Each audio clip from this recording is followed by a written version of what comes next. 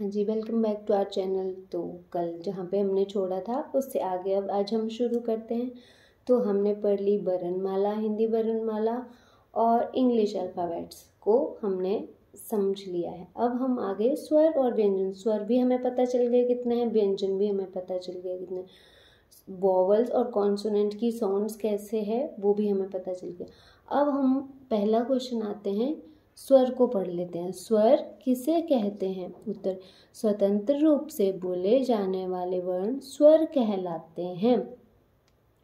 अब इसको इंग्लिश में हम करेंगे, what are vowels? The words that are spoken independently are called vowels.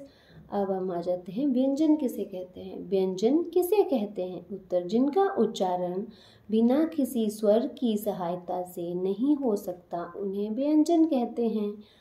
तो इसको इंग्लिश में बोलेंगे, what are consonants? The words which are pronounced with the help of vowels are called consonants. तो हिंदी के स्वर वर्ण या वॉवल्स, उनको कैसे पढ़ते हैं हम? आ ई उ ए ओ अंग आहा। तो इसको हमने इंग्लिश में भी लिखा है, ए आ के लिए double A, I double E उ ए ओ अंग आहा।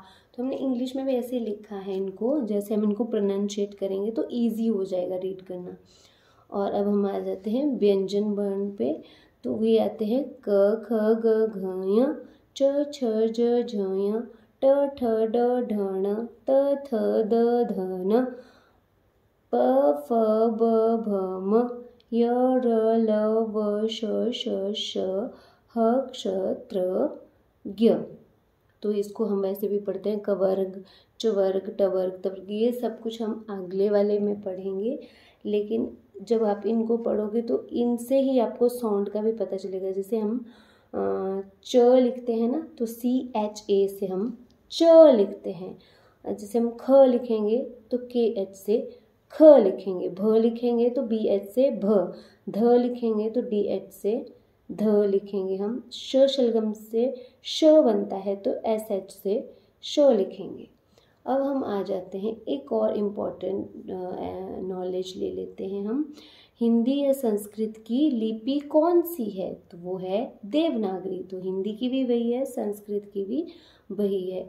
तो सबसे पहले संस्कृत से ही हिंदी को लिया गया है, हिंदी ने जन्म संस्कृत से ही लिया है। तो लिपि को इंग्लिश में बोलते हैं स्क्रिप्ट, और उसको क्या बोलेंगे हम? सेम, देवनागरी। तो ऑफिशियल कितनी लैंग्वेज है इंडिया की, जैसे ऑफिशियल वर्क में यूज़ होता है, जैसे हिंदी, तमिल हो गई, 22 ऐसी लैंग्वेज है। अगर आपको लैंग्वेज का भी चाहिए क्वेश्चन तो उसको भी मैं बना दूंगी। और टोटल पूरे इंडिया में कितनी लैंग्वेजेस बोली जाती हैं? वो है 19,500 लैंग्वेजेस। तो इससे पता चलता है कि इंडिया में बहुत ही डाइवर्सिटी है, लैंग्वेजेस में, कल्चर में, हर चीज़ में। तो आपको मेरी आज की वीडियो कैसी लगी? स्वर और व्यंजन में अगर कोई भी आपको डिफ़िकल्टी है तो आप उसके रिलेटेड मेरे से क्वेश्चंस पूछ सकते हैं। तो आज यहीं पे ख़त्म करते हैं। धन्यवाद।